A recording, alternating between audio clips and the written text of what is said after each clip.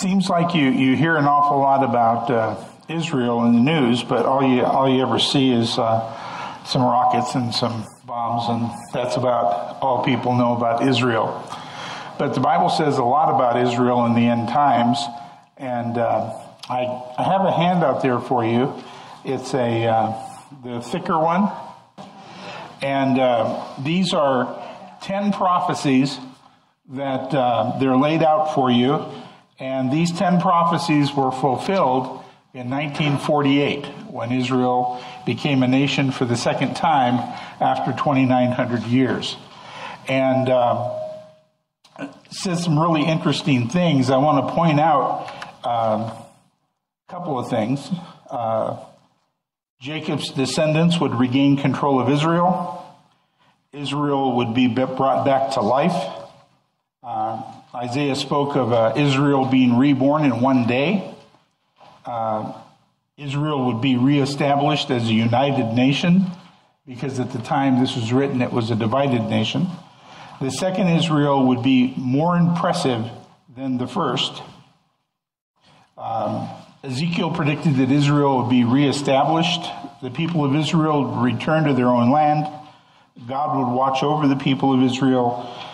Israel's army would be disproportionately powerful.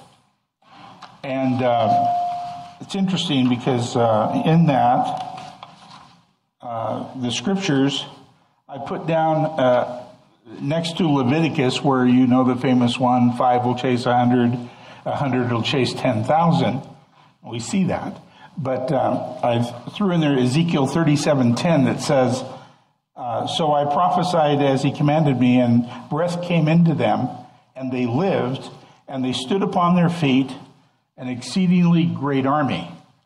So God says when Israel comes back, they're going to be an exceedingly great army.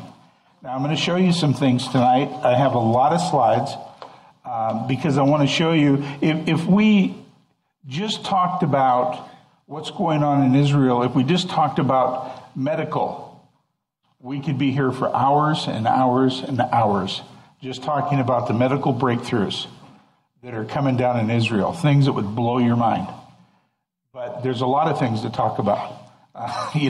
Agriculture and water, and I mean, it's endless. There are hundreds and hundreds and hundreds of things. You could spend all day, every day, and you couldn't keep up with what's going on in that little tiny country. It'll blow your mind. And so I want to make you a little bit aware of it.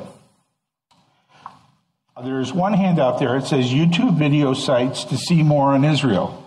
These sites, you can go on, and they're mostly 10 minutes or less, and they will show you different things that are going on in Israel, different aspects, and some pretty good viewing. I think you'd be really, really interested in. Start off with our first slide here. In 1 Thessalonians 5, verses 2 through 4, it says, for you yourselves know perfectly that the day of the Lord so comes as a thief in the night. For when they say peace and safety, then sudden destruction comes upon them as labor pains upon a pregnant woman. And they shall not escape, but you, brethren, are not in the darkness, so that this day should overtake you as a thief. In Mark 13:37 it says, and when I say to you, I say to all, watch.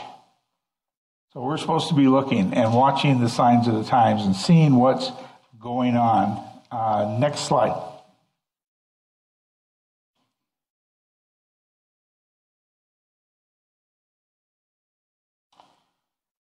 Picture of Jerusalem is from the Mount of Olives, looking over across the Kidron Valley to the Dome of the Rock there. This is where Jesus will set his foot when he comes back in the battle we call Armageddon, which is actually a battle of Jerusalem. And Armageddon is just a staging area. When Jesus touches his foot upon the ground, the Bible says the Mount of Olives is going to split from east to west. So as you're looking at the Dome of the Rock, the mountain is going to split in two, going east to west that way. And then it's going to separate north to south. And it just happens to be that at the bottom of the Mount of Olives, there's a great deal of water, a river down there. And it's going to heal the Dead Sea. And that's a whole other topic we could talk about that we don't have time for.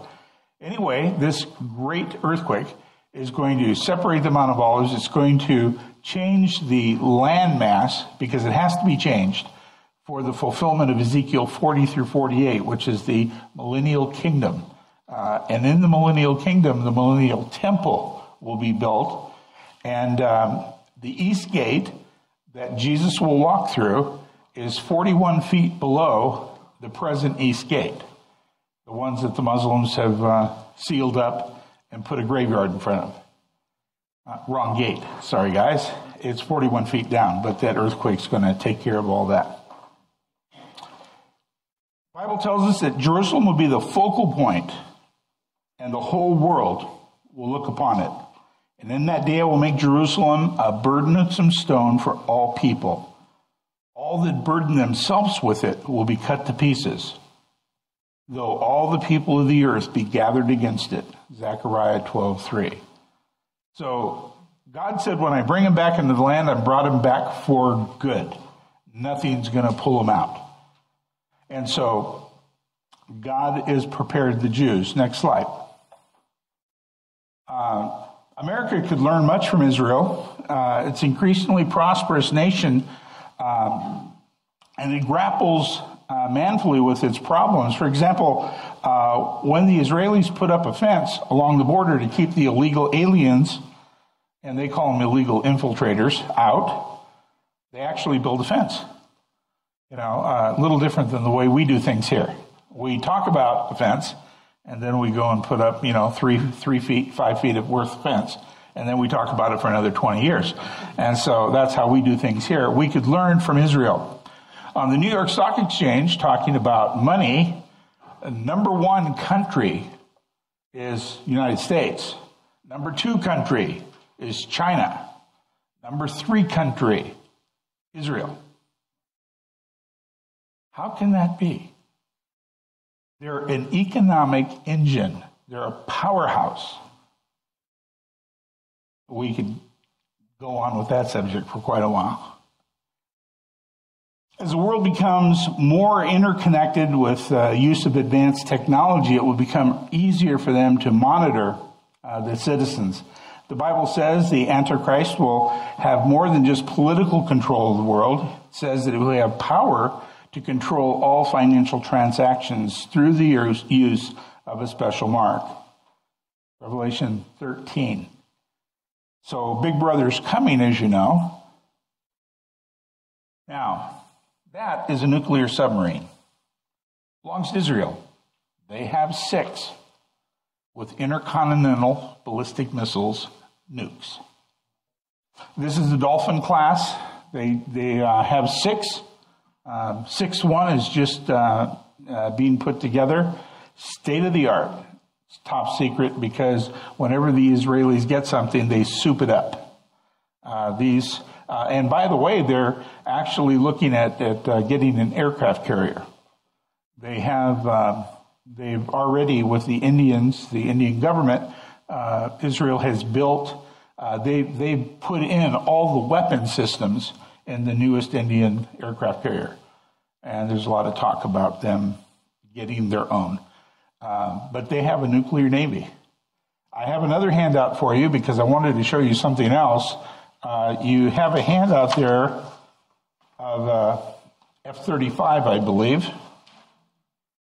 The F-35, it's a stealth, 5th generation bomber, and it is nuclear capable. Stealth bomber. Israel will have 19. They will be online in 2017. And they will be called the F-35I because the I for Israel is because it will be, once they get the airplane, totally hopped up. And they will redo the whole thing. So they will have long range nuclear capability stealth. So we're talking big time. God said that he was going to make them a mighty army. He wasn't kidding. They are a mighty army. Okay, next slide. As Netanyahu running across his submarines and just, in the Mediterranean there, and the little cartoon says, area secure. Yes. Their first dolphin was commissioned in 1999, and the Rahab, which is their newest, was commissioned in 2013. Rahab is also the name Rahab, which comes from, remember the story of the spies and Rahab, the harlot? Yeah. Rahab means demon, and that's the name of the submarine, the demon, Rahab. Next slide. Here's a picture of a submarine off the coast of Tel Aviv.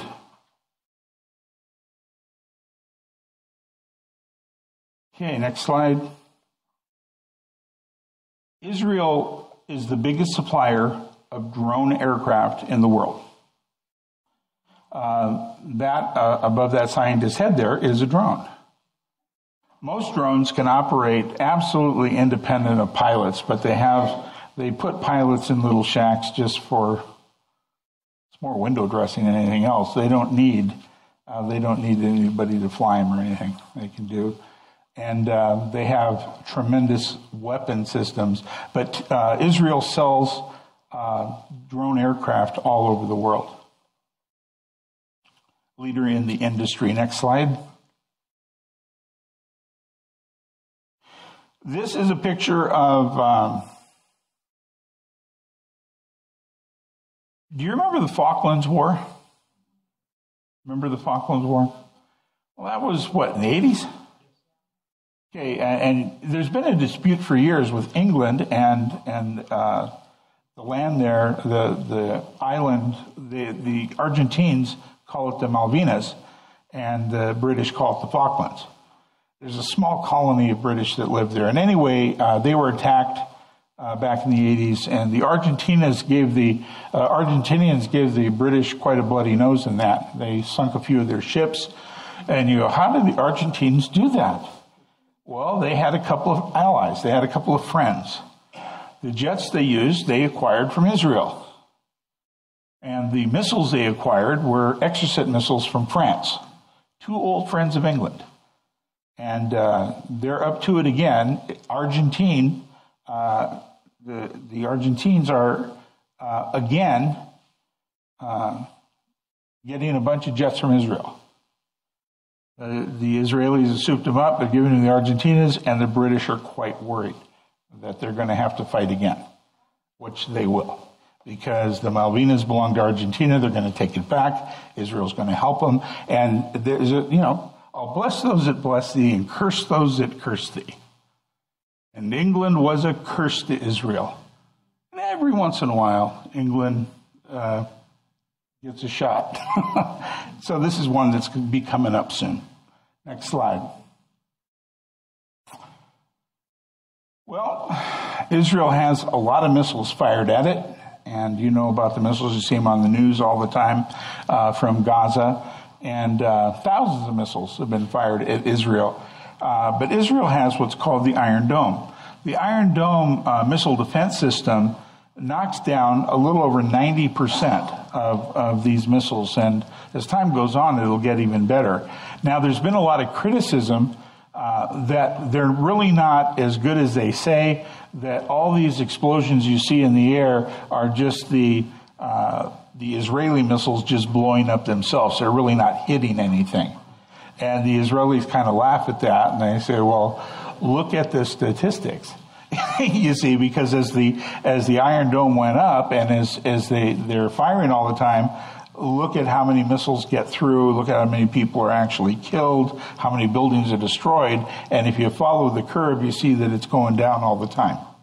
So the system is getting better and better, and the critics are saying it doesn't work.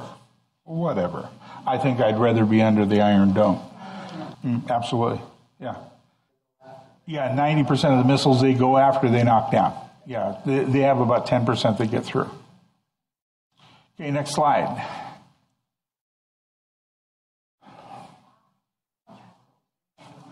Netafirm is a world leader in drip irrigation, micro irrigation, started in Israel. It's all over the world now.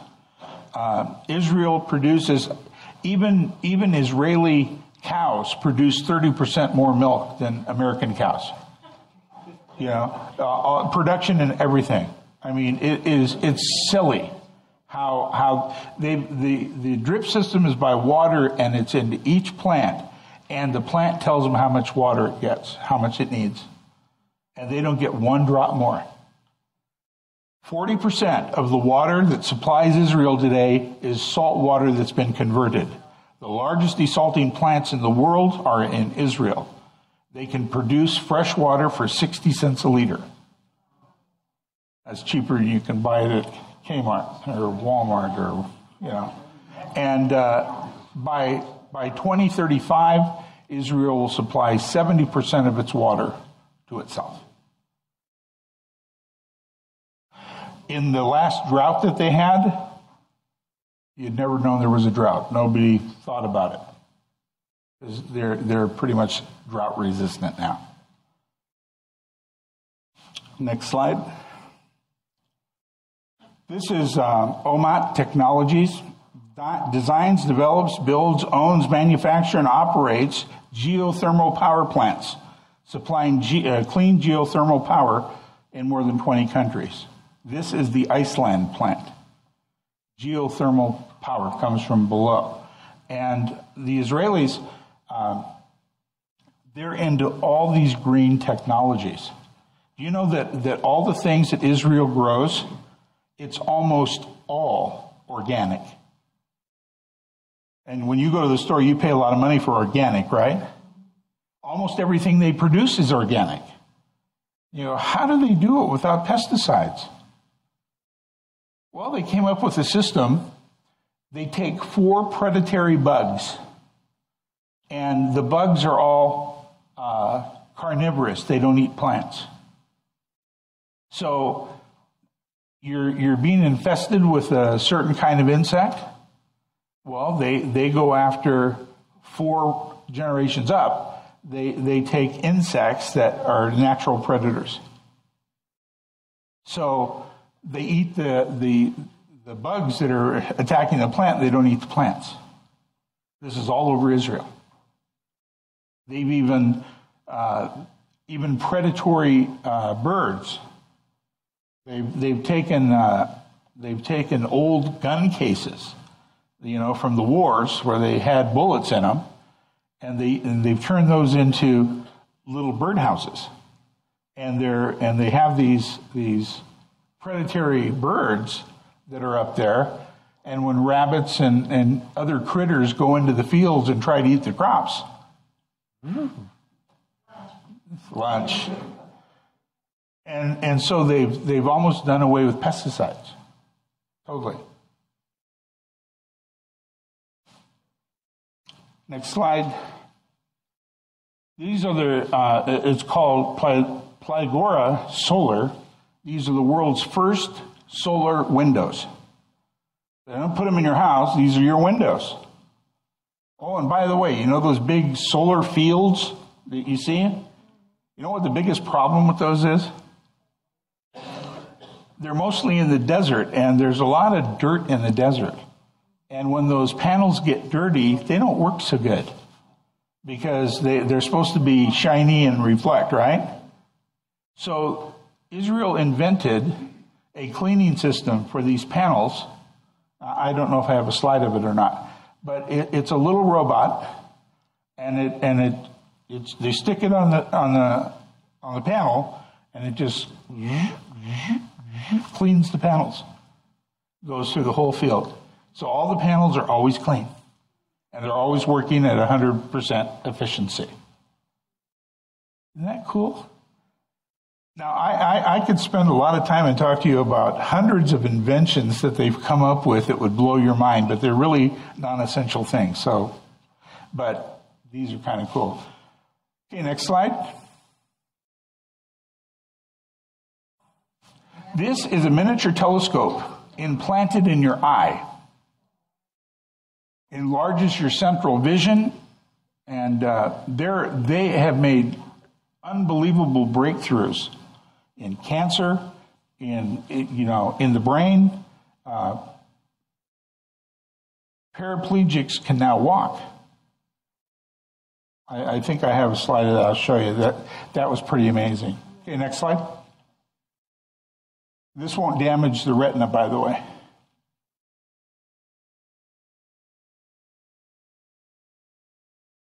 This is a mobile app that Shimon Perez is looking at. It's gesture-based keyboard to enable people that are vision impaired to be able to use the computer. They have other technologies that they're using for people that are actually blind to be able to start to see. I mean, the breakthroughs are incredible. Incredible, the stuff that's coming down the line. Next slide. They have, by the way, new games. If you see these new games, video games, where you don't need a controller, like the Wii, where you have to move the thing around to where your body now is it. You jump, the little guy jumps, and all that. That was all developed in Israel. This is, the company is Liat Negrin, an Israeli who has been visually impaired since childhood, walked into a grocery store here recently, picked up a can of vegetables, and easily read its label using a simple and uninstructable camera attached to her glasses. It's amazing stuff, isn't it? Next slide. This company is called NanoRetina. Developed an implant that consists of photosensors, circuits, 676 electrodes, all small enough to fit into a single implant the size of a child's fingernail. Requires no external camera or wires. Miniaturization is unbelievable. Next slide. Israel has always been accused of having weapons of mass destruction. Of course, they do, and but they don't say they do, and they like to just keep people guessing. That's Israel cannot, be really good and go to war and be 8-1. If they go 8-1 or 9-2, there'll only be one. They lose once, they're done. So they will always be perfect. They'll never lose, because God said so. They develop not only toys and medical supplies and all the rest. Next slide. These are all new weapons. They have weapons that shoot around corners. They have weapons that will, if you're hiding behind a building, it'll kill you behind the building. Because the gun will, the sensors will show where the building stops, where you are. The munition will go past that and fire, and it'll kill everything in front of it. So you can hide around a building and still kill you. And these guns do lots and lots of tricks. These just happen to be the 6 newest in their arsenal. The Negev machine gun, Taylor assault rifles, the X95 family, the Uzi SMG. These are tiny Uzis that you can take the pistol up in the upper left, and that has a kit you can turn it into an Uzi, the pistol. And they also use a miniature Uzi in their robots. When the robots go through and they go into buildings, because, and also the robots not only can go into buildings, these robots, they can, in the ocean, they can climb up the side of a ship and go in, and they have an Uzi on them. So anybody who tries to take the little robot gets shot. And that pistol is called a Jericho pistol, by the way. Next slide. 1948, when the Israelis were attacked, and this is why this is a God thing. They were attacked, and they were attacked by mechanized armies that had air forces, that had tanks, that had soldiers with uniforms and all that. And the Jews had pitchforks. Now, we said that, yeah, we recognize Israel as a country, but we did nothing to help them in the 48 war. Nothing. We just watched. And God did it. They couldn't even buy bullets. So you know what they bought? They bought lipstick. They bought all the lipstick that they could find. They threw away the lipstick and they used the casing to make their bullets. God made them smart. Next slide. This is during that time. This is the Jewish agency that was bombed right after Israel became a nation. You see, a lot of people don't realize that when the UN partition came about in 1948, they allowed Israel to have a nation, but they also allowed the Arabs to have a nation, the Palestinians. And the Jews said, yes, we'll take it. And the Arabs said, no, we won't. We won't even talk to you. Because the Arabs really believed that they could wipe out this new nation in 4 hours. Didn't turn out that way, but that's what they thought. Well, then there's that prophecy. Remember in Leviticus? 5 will chase away 100. 100 will chase away 10,000. It's about how it works. Next slide. The rockets going up for the Iron Dome, that are fired, and the Iron Dome knocks them down. Next slide. This is a little baby buggy and this Gazan parent here, and he says, hush, the baby's crying. Hush, you're putting yourself at risk. Next slide. Oh, baby got killed, and they love the propaganda, and so they put their children in harm's way, and then when they get killed, look what you dirty Jews did. Look at this. Oh, it's awful. Next slide. Hamas. What a guy. What a group of guys. Okay, next slide. This is that big wall I was telling you about. Let's jump the wall. Next slide. This is Psalm 83. And take note of it and read it. I'm not going to read it now because we don't have the time. But just take note and read it, because it tells you exactly what's going on in Israel today. Exactly. And it tells you, and it names all the players. It tells you why it's going on, and it tells you how it's going to end. So if you want a little advance before it actually happens, you can read it in Psalm 83. Next slide. These are those little drones I was telling you about. Well, they have actually big ones. They have big drone, but these guys are, they're smaller. Yeah. And they have the ones that crawl upside the ship have a little bit different. They have these little cones on them, and they just they stick. And the one on the left there has a weapon. Yes, it does. Okay, next slide. This is the Delilah cruise missile. Yeah, Delilah. Yeah, they all have interesting names. I don't know if you knew about this next slide, but next year, the Jews will be on the moon. Yeah, next year.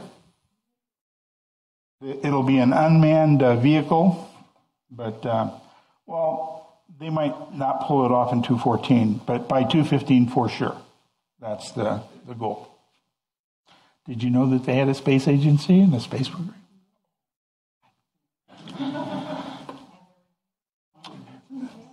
This kid, when Obama went to Israel, the Prime Minister, Netanyahu, took him to show him 7 of the hot inventions in Israel. Obama probably forgot to mention it. Well, this is one of the inventions. You see here, Obama, next slide. Obama with this little guy. This is Rewalk. This boy is a paraplegic.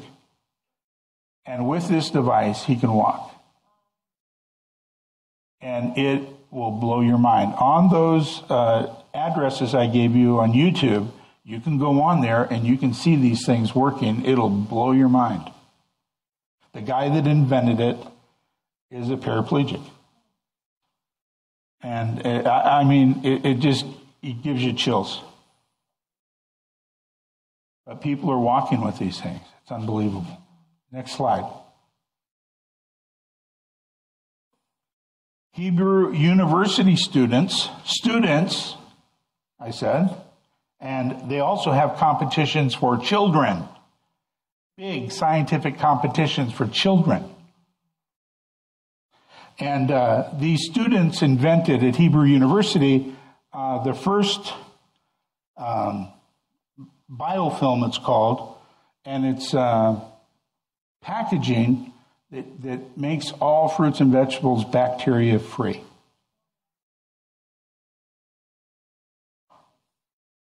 Go on and on. Next slide. They the grape tomato that you see in the store? Invented in Israel. They're coming out with a cucumber. It's already out, but you probably haven't seen it yet. The cucumbers, when you cut it, it's in the shape of a heart. Yeah, you'll see it soon, probably. Next slide. The Trojan horse for chemotherapy. This is a new attack on chemotherapy, and it attacks the disease like the Trojan horse. Kind of comes alongside and fakes it out, and then boom, just like the old story. Next slide.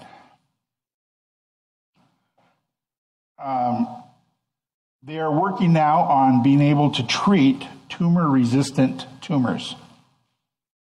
This also is at Hebrew University. This is being developed. Next slide. Store.technology technology charges a smartphone in 30 seconds. Like that? You'll be seeing that. You'll be seeing that soon. 30 seconds, you charge your cell phone. Okay, next slide. Tel Aviv researchers found a new way to fight ovarian cancer in nanotechnology. Next slide.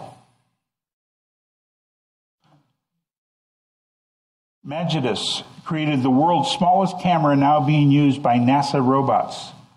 You see how small that camera is next to the penny.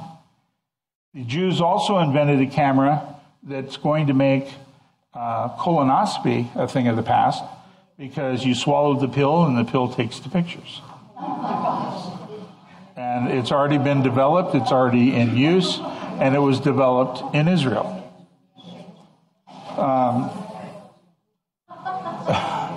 Next slide. Oh, this is that little guy I was telling you about. That's solar panels, and that's the little guy that cleans them. Little robot. Keeps them very efficient. Next slide. This another Israeli company has now grown new bone from a patient's fat. Wow. I'm telling you, it's incredible. Okay, next slide. This you might not like so much. It's called the eavesdropper. This machine can hear you talking from 1,000 feet away. So you won't be anywhere safe to shoot the breeze. Next slide. Here's that little pill I was telling you about. You swallow that little guy and no more colonoscopy. Okay, next slide. This is you see that little bug on the deal there. These are the predatory. He's on that stem, the one on the right. See him there?